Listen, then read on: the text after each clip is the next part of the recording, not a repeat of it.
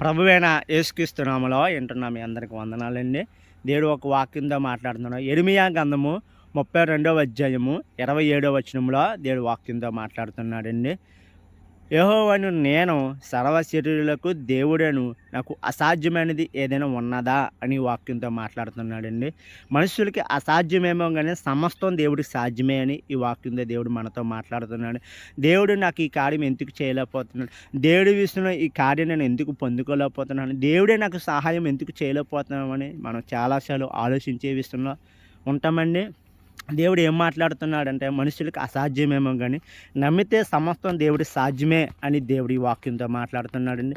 మనం ఎలాంటి పరిస్థితులు ఉన్నా దేవుడు మనకు సహాయం చేస్తాడని వాక్యంతో మాట్లాడుతున్నాడండి.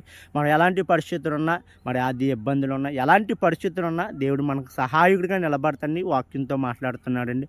మీరందరూ కూడా ఈ మాటలతో బలపడాలని ప్రభు పేరు కోరుకుంటున్నాం.